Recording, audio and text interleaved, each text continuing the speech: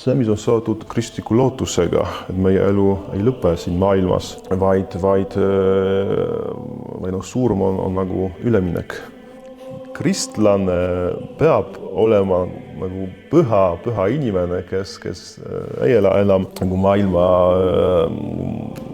mõtete järgi, vaid evangeeliumi järgi ja me teame, et see ei ole lihtne. Esimesed pühad või pühakud olid märtrid, sest just Vara kirikus oli selline arvamus, et märtrid on need, kes nagu otseselt andsid oma elu Jumala usu ja kiriku eest. Purgatorium iseenesest ei ole eesmärk, vaid see on protsess, kus hing ootab taevas jõudmist. Aga ma olen kimanud, et kui siis me võtame selle täieliku indulgentsi vastu, siis olgu, kui ma võtan, ütleme iseendale, kus ma praegu veel elan, siis võib juhtuda, et siis ütleme kõik, mis ma olen siiani teinud, on puhastatud, eks ju? Ja. Aga kui ma teen veel midagi, siis mul on võimalik nii-öelda võtta uuesti vastu. Ja, on võimalik. Tere, olete kuulamas Halastuse sõnum podcasti 3. osa ja täna me räägime isa Tomášiga novembrikuust, sest et see osa tuleb välja siis 1. novembril ja kõigepealt isa Tomáš, võib-olla te tutvustaksite ennast natukene, et kes te olete, kust te tulete ja kuidas te ennast tutvustaks? Siis minu nimi on isa Tomáš Materna, olen Tallinna Peeter Pauli katedraali koguduse preester. Ma olen pärit Poolast ja olen elanud Eestis 7 aastat. Alguses ma töötasin meie koguduses vikaarina ja pärast 3 aasta pärast piiskop Philipp määras mind koguduse preestriks. Siis lihtsalt ma töötan siin kirikus preestrina ja ma teen seda, mida iga preester teeb, siis kuulutan evangeeliumi ja pühitsen sakramente. Ja sellest tuleb vist meil teha täiesti erinev osa, et rääkida kõigest täpselt, mida preester teeb oma elus. Aga kas üldse jääb aega, et teha ka midagi muud, ma ei tea, oma hobisid, midagi? Ja, ikka on aega, sest preestri elu ei ole ainult kirik. Muidugi see on kõige tähtsam osa, aga ikka on aega midagi muud teha. Näiteks mina teen sporti, mulle meeldib jalgrattaga sõita, võimalusel ka reisida. Ja, reisid, kellele ei meeldiks reisida. Aga tahtsime teiega rääkida novembrikuust, sest see on väga põnev, et katoliiklased tähistavad sellist püha nagu kõigi pühakute päev, ehk siis 1. november. Just. Et mida see tähendab, kõigi pühakute päev, mida me tähistame sel päeval? Ja minu arvates see 1. november on kõige nagu ilusam ja kõige rõõmsam püha katoliku kirikus, sest me austame Jumalat tema pühakutes. See tähendab, need pühakud, keda me mälestame, tuletavad meile meelde, et meie elu eesmärk on Jumala juures, mitte siin maa peal, vaid Jumala juures ja just taevas on see koht, kus me kunagi kohtume kõik pärast meie surma. Siis 1. novembril me mälestame neid pühakuid, keda me tunneme nimepidi. Või meenutame. Meenutame. Neid, keda me just teame nimepidi, näiteks täna võib öelda, et täna me salvestame selle ette, et täna on just täna on püha Assisi Franciscuse päev ja siis püha Franciscus, kes oma eluga näitas, et Jumal on kõige tähtsam. Me teame, et ta oli pärit nagu rikkast perekonnast, aga ikka ta loobus sellest, et kuulutada evangeeliumi, et olla Kristuse jünger ja on tuntud Jeesuse ilmutus ja Jeesus ütles Franciscus ehita uuesti minu kirik ja siis Franciscuse roll tol ajal oli väga tähtis. Öelda, et oli nagu kiriku reformaator, aga muidugi positiivses mõttes. Ja. Nii et pühakute päeval me nagu tähistame seda, et meil on nii palju pühakuid Jumala juures ja nagu nii palju. Ja siis, nagu ma ütlesin, me meenutame neid, kelle me tahame nimepidi, aga ka neid, kelle me ei tunne lihtsalt. Võib-olla oleme kindlad, et taevas on ka need inimesed, kes oma elus lihtsalt elasid evangeeliumi ja Jumala käskude järgi ja kindlasti nad on Jumala juures aga nad võib-olla ei ole nagu veel kuulutatud selles mõttes. Ja muidugi see ei tähenda, et me meenutame ainult neid, kes on nagu ametlikult pühakuks kuulutatud või õndsaks kuulutatud, vaid ka neid, kes elasid nagu evangeeliumi järgi, armastasid Jumalad, olid eeskuju teistele, armastasid ka teisi, siis oma eluga näitasid, et nad on Jumala inimesed. Ja siis võib-olla peakski täpsustama, et me oleme sellest küll rääkinud juba varasemates osades ka, aga et kes ikkagi on siis need pühakud, mis teeb pühakust pühaku, et kuidas mida see tähendab, et keegi on pühak või et te juba tegelikult ütlesite päris ilusti, et nii-öelda keegi, kes on elanud Jumalale või armastanud Jumalat, aga me teame ka seda, et meie usume, et pühakud on Jumala juures, et mida see tähendab või kuidas me teame, et nad on Jumala juures? Raske öelda, kuidas me teame, lihtsalt me usume, et inimene, kes oma elu jooksul on elanud evangeeliumi Jumala käskude järgi, armastas Jumalat, siis me usume, et ja see on ka meie usu tõde, et pärast surma me elame Jumalaga taevas ja see on just see, mis on seotud kristliku lootusega, et meie elu ei lõpe siin maailmas, vaid surm on nagu üleminek, sest elu ei lõpe, vaid meie hing läheb Jumala juurde taevasse, siis pühaga on see, kes on taevas, Jumala juures. Kindlad me oleme nagu sel juhul, kui näiteks toimub õndsaks kulutamine või pühakuks kulutamine, siis me oleme kindlad, et kirik tunnistab, et selle inimese elu oli tõesti pühendatud Jumalale. Siis ta on pühak, ta on juba Jumala juures.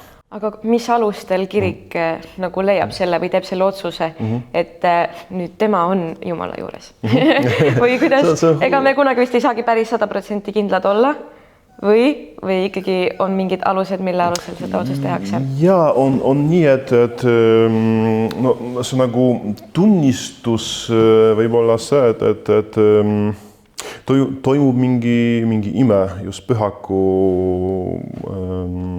eestkoste kaudu, see tähendab, me usume, et see inimene on pühak, on Jumala juures ja me palvetame tema eestkoste läbi ja näiteks on võimalik, et keegi tõesti nagu saab mingi ime, mingi armu, siis see võib olla selline kindlus, et see pühak, see inimene on Jumala juures. Miks? Sest ta kostab meie eest ja Jumal vastab tema palvetele. Kas piibel ütleb ka midagi kindlat selle kohta?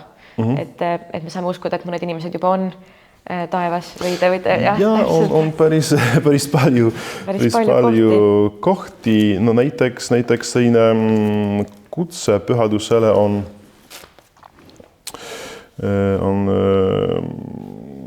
kolmandas Moosese raamatus on selline Jumala kutse, olge siis mulle pühad, sest mina issand olen püha. Ma olen teid eraldanud teistest rahvastest, et te oleksite minu päralt. Siis võime öelda, et just meie elu eesmärk on olla nagu püha ja see on Jumala kutse meile. Miks? Sest Jumal on püha ja kui meie ristimise läbi, ristimissakramendi läbi osaleme just Jumala elus, Kristuse elus, see tähendab, et meie elu eesmärk on olla kogu aeg just selles osaduses Jumalaga. Ja sellepärast me proovime kõike teha, et peaaegu saada.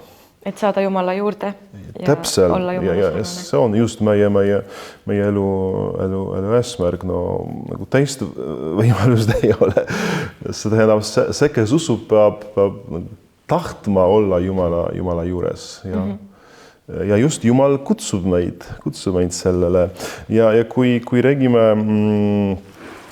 tulevasest elust taevas, siis sellest võime lugeda Püha Johannese ilmutuste raamatust on selline ilus kirjakoht, mida me loeme ka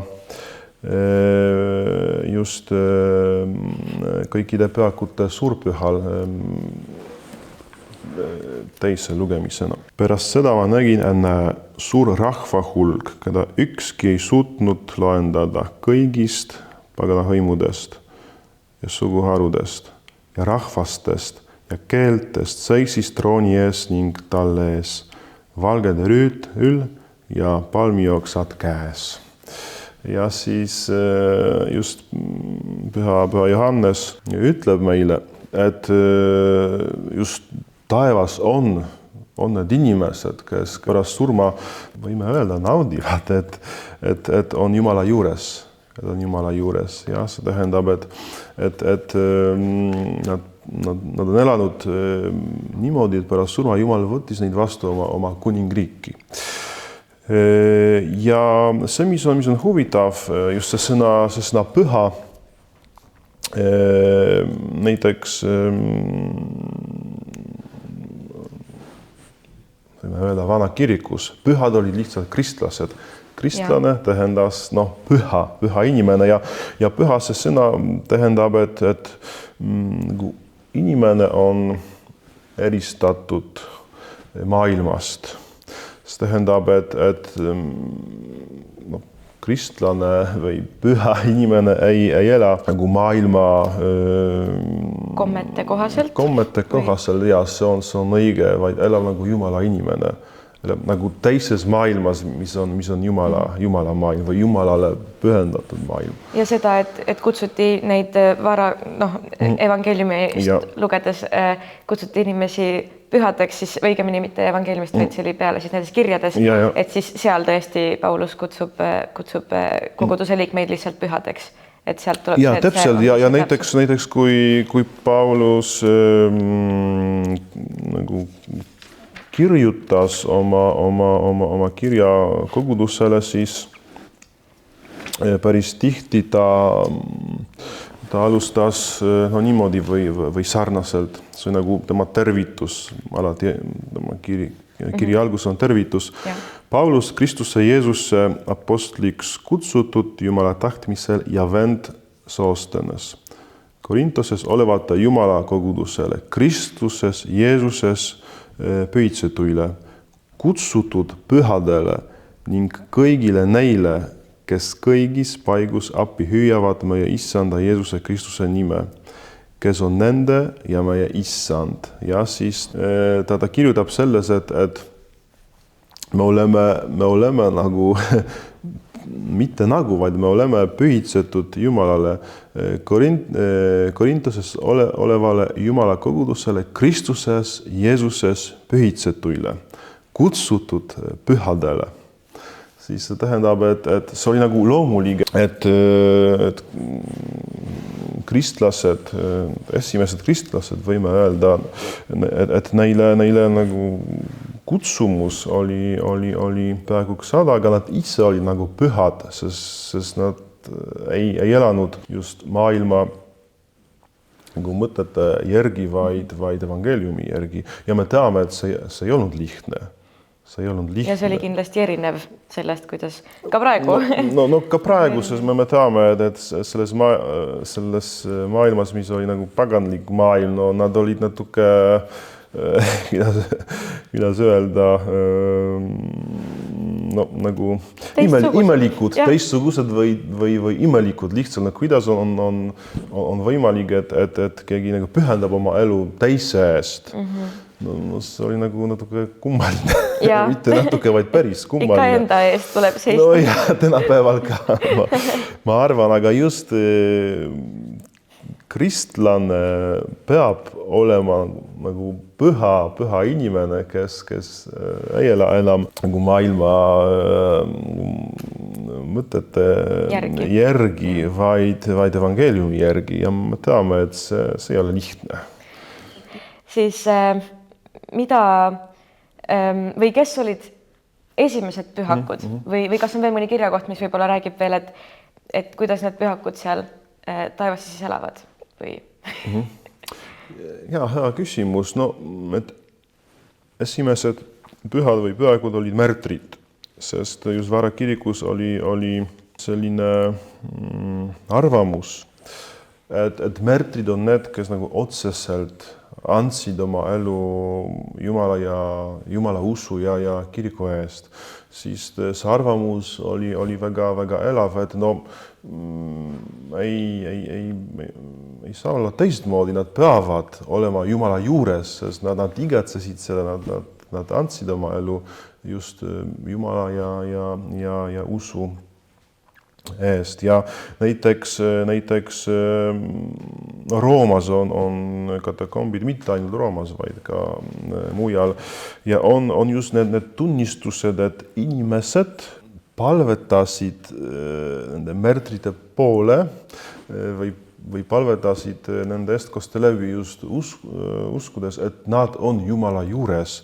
Nad kostavad nende eest, kes elavad siin maailmas, siis see arvamus oli väga elav. Siis need esimesed pühakud olid märtrid. Aga pärast, kui kirik sai vabaks 4. sajandil, oli nii, et pärast surma, kui inimesed nagu nägid, et see inimene tõesti oli nagu püha, ta elas evangeeliumi järgi, ta armastas Jumalat, ta armastas ligimeesi, siis oli selline arvamus, et ka need inimesed on Jumala juures ja see oli just nagu inimeste arvamus. Ja tol ajal ei olnud veel nagu õndsaks või pühakuks kuulutamist, vaid lihtsalt oli nagu ristirahva arvamus või usk sellesse või usk ja õige, et see inimene on kindlasti ta on Jumala juures, teistmoodi ei saa. Ja pärast seda keskajal oli nii, et nagu kohalik piiskop lihtsalt kinnitas, et see inimene, kes suri, oli nagu pühaks, siis kindlasti ta on taevas ja 10.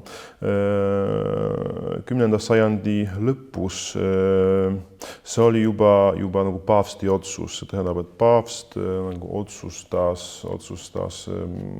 kas see inimene on pühak või mitte. Ja 16. sajandil paavst otsustas, et on nagu pühakute dikasteerium, kongregatsioon, kes tegeleb sellega, kes uurib, kas selle inimese, mis see inimene võib-olla pühak ja lihtsalt see kongregatsioon ehk dikasterium nagu uuris ja mingi kindel seltskond inimesi lihtsalt ja see on nagu päris pikk protsess ja lihtsalt kes uurivad, kas see inimene on tõesti pühak, jah, siis on nagu lühike ajalugu. Aga see ei tähenda,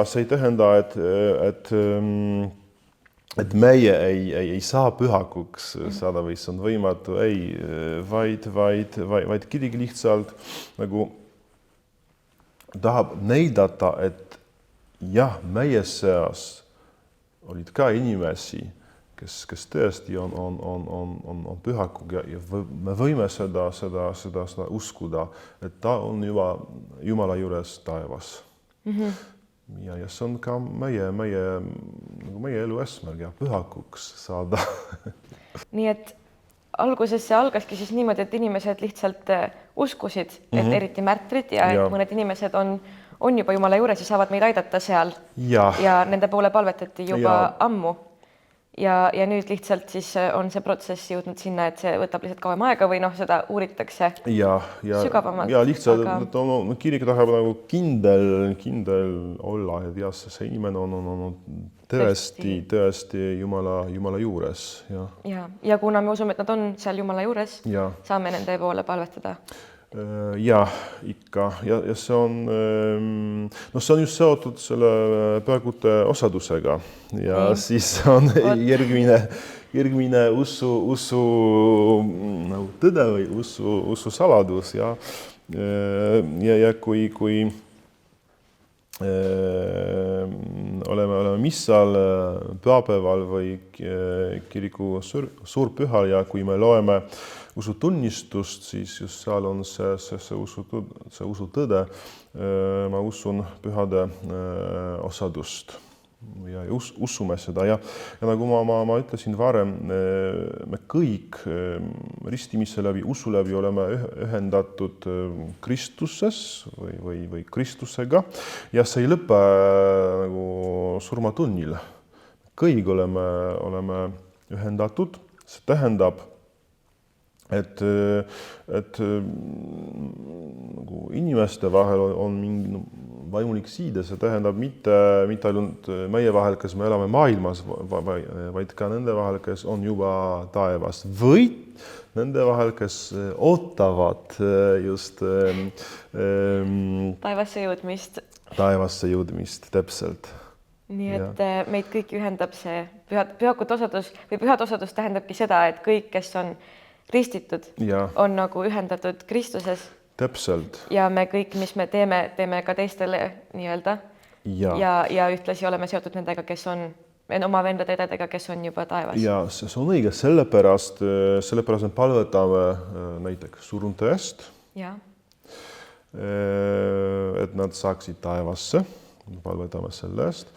Ja ka palvetame juba pühakute eestkoste läbi just uskudes, et nad on Jumala juures ja ma võiks öelda, et just pühakud on meie sõbrad.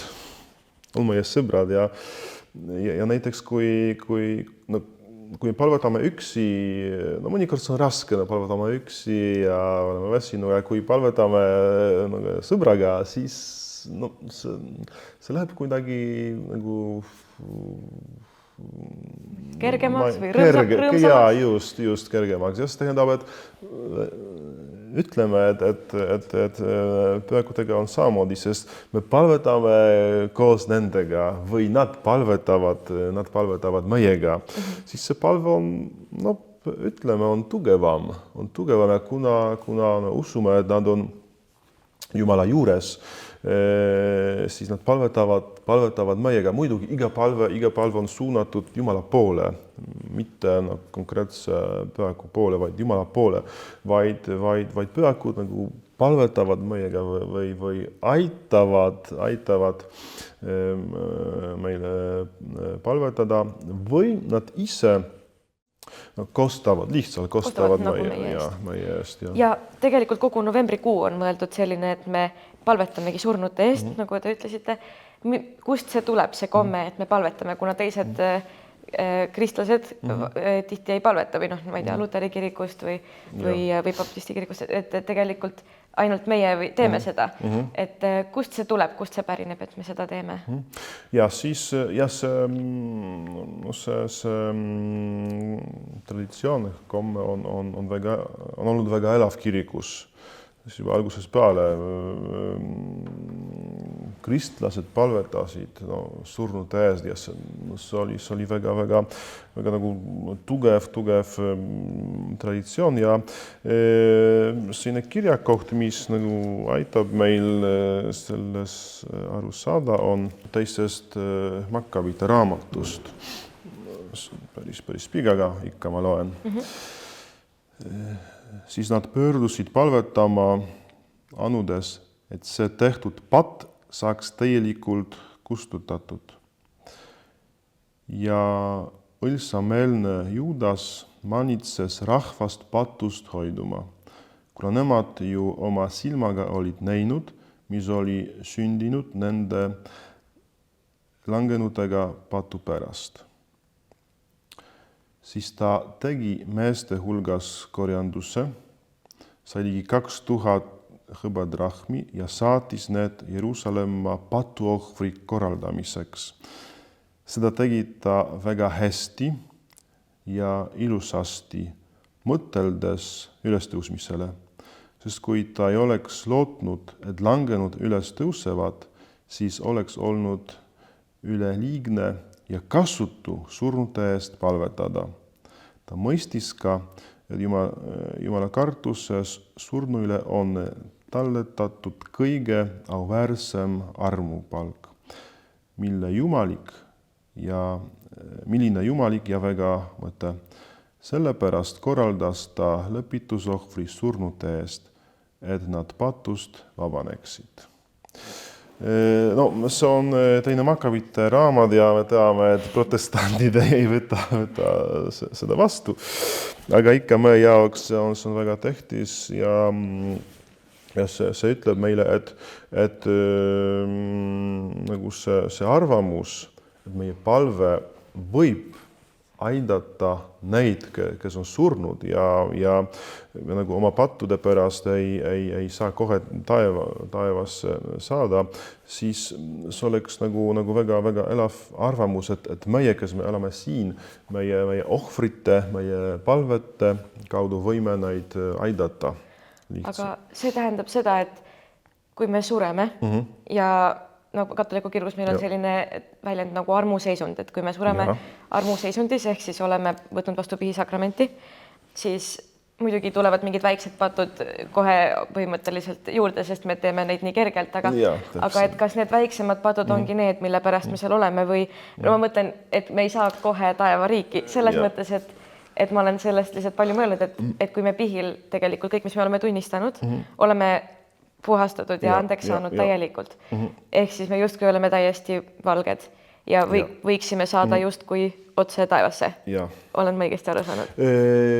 Jah, aga mõnikord on nii, et see on seotud ka järgmise nagu usu saladusega, mis on purgatoorium ehk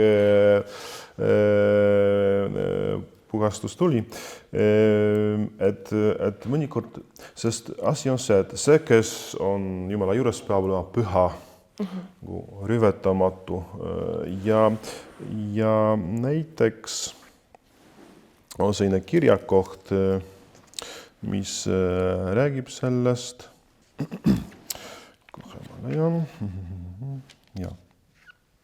see on ka ilmutuse raamat. Sinna ei saa midagi, mis on rüve, ega keegi, kes teeb jeledusi ja valet, vaid üksnes need, kes on kirjutatud talle eluraamatusse. See tähendab, et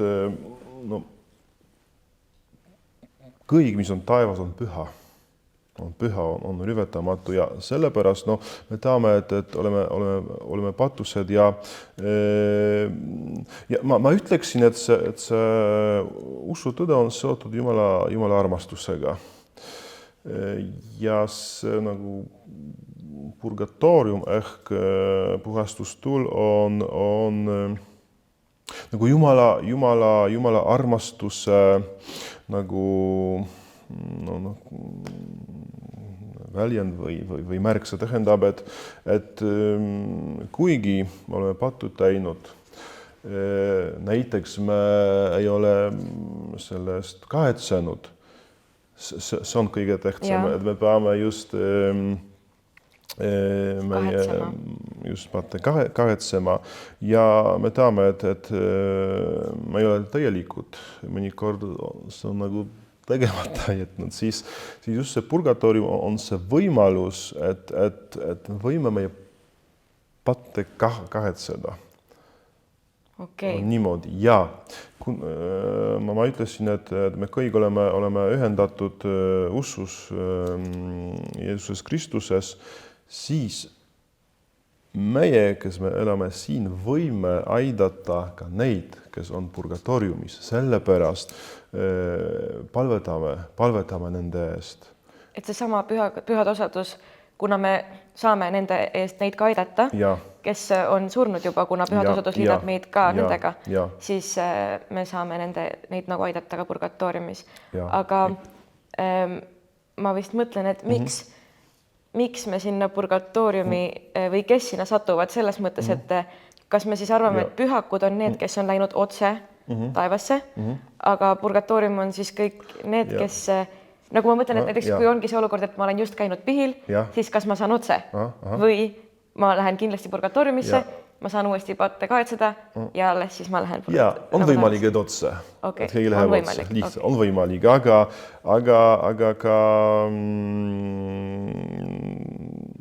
see ei ole võimalik lihtsalt, siis see puhastustuul ehk purgatoorium on nagu protsess, kus hing kahetseb ja ootab taevas jõudmist. Sest nagu purgatoorium iseenesest ei ole eesmärk, vaid see on protsess, kus hing ootab taevas jõudmist. Ja meie saame lihtsalt oma palvetega nagu aidata ja võib-olla lühendada seda aega purgatooriumis. Aidata või lühendada, see on ka nagu õige sõna, ma ütleksin, lühendada seda raske öelda, kas aega, aga seda nagu kannatust, seda kannatust. Ja tegelikult me ei tea ju keegi, kui kaua mõni hing seal purgatooriumis on või teame? Me ei tea, aga meil on lootused, et kui me palvetame, kui me nagu ohverdame pühamissat just nende eest ja kellegi eest, siis me võime kindlad olla, et see aitab. Et see kindlasti aitab ja sellega on ka seotud indulgents. On katoliik kirikus on selline nagu väga ja ilus praktika nagu indulgents, see on suur, ma arvan, suur kingitus, et meie palvete eest võime aidata, just võime neid hingedel aidata kohe taevasse saada, kui see on näiteks täielik indulgents. Kui on täielik indulgents. Just, ja indulgentsist on muidugi ajalooliselt igatpidi aru saadud, aga tänapäeval ma tean, et see on palju võimalusi ja eriti praegu, kuna on püha aasta, on võimalik saada täielik indulgents siis vastavalt mõnede kirikute ustest läbi minnes ja siis seal on veel kindlad praktikad, mida tuleb teha nagu piht ja armulaud ja nii, aga ma olengi mõelnud, et kui siis me võtame selle täieliku indulgentsi vastu, siis olgu, kui ma võtan, ütleme iseendale, kus ma praegu veel elan, siis võib juhtuda, et siis ütleme kõik, mis ma olen siiani teinud, on puhastatud, eks ju. Aga kui ma teen veel midagi, siis mul on võimalik nii-öelda võtta uuesti vastu. On võimalik või ohverdame seda surnute eest. Ja just see võid võtta vastu ka surnute eest. Kui õpetuse järgi usume, et see täieliku indulgentsi kaudu hing kohe läheb taevasse. Ja see on just tõesti suur kingitus ja suur abi, et me võime kuidagi neid aidata. Nii, et kui ma olen näiteks, ütleme, oma vanaema või kellegi eest vastu võtnud indulgentsi, siis ma ei pea tema eest enam uuesti vastu võtma või paluma indulgentsi, sest et ta on saanud usu järgi, kui me nii usume, ta on saanud.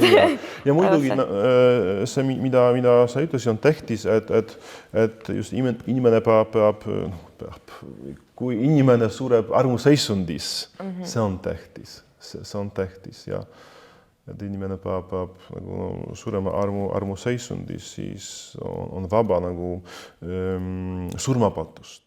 Need, kes on surmapattu teinud, ju ei saa purgatooriumisse või saavad ka? Või kas see sõltub millestki? Millest see sõltub? Kes saavad purgatooriumi? Nagu katoliku õpetuse järgi see, kes sureb surmapatus, läheb põrgusse. Aga ikka me usaldame Jumala halastust. Ikka me usaldame on lootust, et äkki Jumala halastust ja see tõesti Jumala halastus on nagu suurem kui meie nagu kui me teame või meie nagu arvamused sellest ja aga just see, mis puudutab purgatooriumi, on nii, et purgatoorium on ajutine. Seda purgatooriumist ei saa nagu põrgusse saada, vaid ainult taevas ja hinged, mis on purgatooriumis, nagu ootavad seda, igatsevad taevasse saada.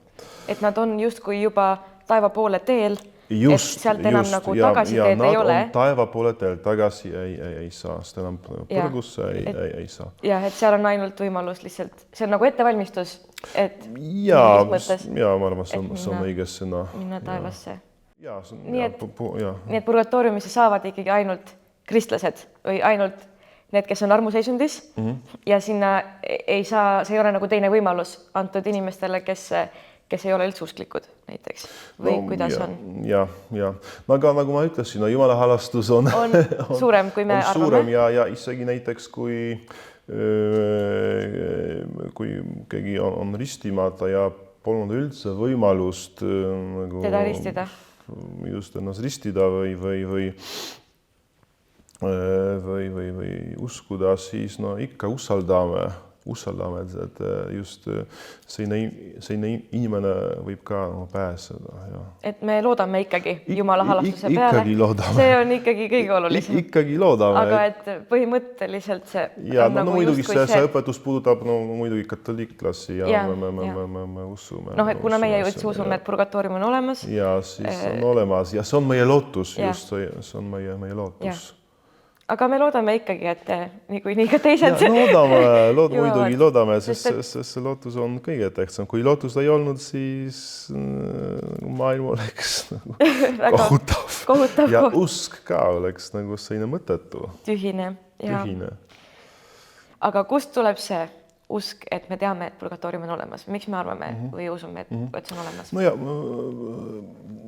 See mõte, või see arvamus, et on midagi olemas nagu purgatoorium, kus nagu inimene nagu on, kuidas öelda, puhastatakse. See arvamus oli juba vara kirikus ja näiteks on siin kirjakoht esimeses kirjas korintlastele, kui kellegi töö põleb ära, siis ta saab kahju, aga ta ise päästetakse otse kui läbi tule. Siis see tuli sümboliseerib just nagu puhastust või see on ka Jumala armastuse sümbol tuli ja see tähendab, et muidugi võime öelda, see on see nagu tehniline sõna, aga väga õige sõna, sest just selle tule kaudu me valmistame ette kohtumiseks Jumalaga, see tähendab meid päästetakse, meid puhastatakse just selle tule kaudu, mis võib olla nagu tuli, mis pugastab või lihtsalt Jumala armastus. On nagu purgatorium. On nagu purgatorium, jah. Nii et siit siis kokkuvõtteks on see, et me saame oma lähedaste eest palvetada, nende eest vastu võtta indulgentsi, et nad saaksid taevasse ja me saame alati loota. Kõige olulisem on loota. Ja see, mis on seotud ka novembrikuuga, on see, et just 1. novembril me tähistame just kõigi pühakute suurpüha, aga 2. novembril tähistame hingede päeva. Ja ka kirik annab võimaluse, et 1. 8. novembrini, kui me külastame kalmistut, palvetame just surnute eest, võime indulgentsi saada. Muidugi, kui me täidame neid teisi tingimusi või kohustusi, jah. Aga kui külastame just nendel päevadel, külastame kalmistut, palvetame hingede eest või surnute eest, me võime indulgentsi. Täielikku indulgentsi saada. Täielikku. See 1. 8. novembrini. 1. 8. novembrini, üks nädal. 1. 8. jah. Okei. Ja siis võime siis korraks läbi öelda need tingimused, et saada indulgentsi, et see on siis, eks ju, samal nädalal käinud pihil. Jah, pihil, samal päeval võtame vastu armulauda, palvetame paavsti intentsioonide eest ja ütleme patust või patuga siidemest lahti. Nagu, et vihkame pattu. Nagu vihkame pattu, jah. Et teeme täieliku otsuse sellest loobuda. Ja siis sellel surnu kalmistul käimisel puhul siis palvetame nende hingede eest. Ja palvetame nende hingede eest või lihtsalt meie lähedastest surnute eest. Aga see nagu põhitingimus on see, et me just käime kalmistul sel päeval. Ja kui on täielik indulgents see, et hing saab nagu kohe taevasse, siis mis on see teine osaline indulgents, mis see tähendab, mis on võimalik? Ja see teine indulgents, see osaline indulgents, nagu sa ütlesid, see nagu lühendab seda kannatust. Niimoodi. Et see lühendab seda purgatoriumi aega, puhastusaega. Okei. Ja siis selline küsimus, et kui nüüd 1. novembril me tähistame kõigi pühakute päeva, siis see langeb kokku ka sellise pühaga või tähtpäevaga nagu Halloween. Et see on vist minu teada 31. oktoober või see õhtu kuidagi. Et kas need on kuidagi seotud omavahel või kas need on kuidagi seotud? Ja, on seotud, sest nagu mõlemad püha nagu puudutavad surma. Et surm on see reaalsus, mis puudutab meie elu, aga meie kristlaste jaoks, nagu ma ütlesin, surm on nagu üleminek sellest maailmast teisesse maailmasse.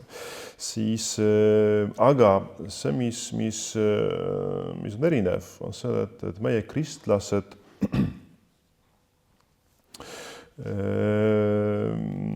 või meie kristlastele see on seotud lootusega. See tähendab, et ikka on võimalus Jumalaga olla taevas. Kristliku õpetuse järgi kristlane parem kui ei tähista seda. Minu arvates meie kristlik traditsioon on nii ilus, et pole vaja seda popkultuuri vastu võtta. Minu jaoks on lihtsalt mõttetu. See on mõttetu, sest meie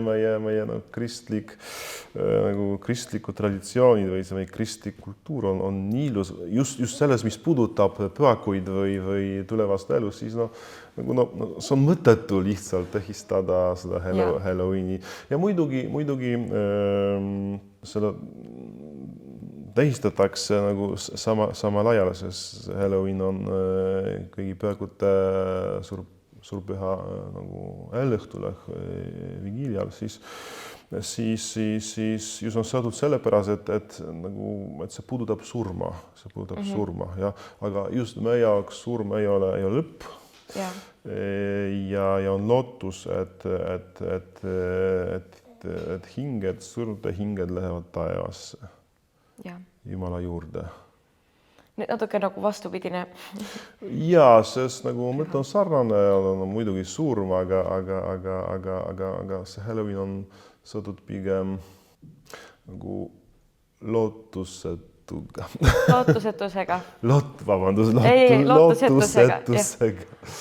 Lootusetusega. Nii et tõesti, pole mõistlik nii-öelda tähistada.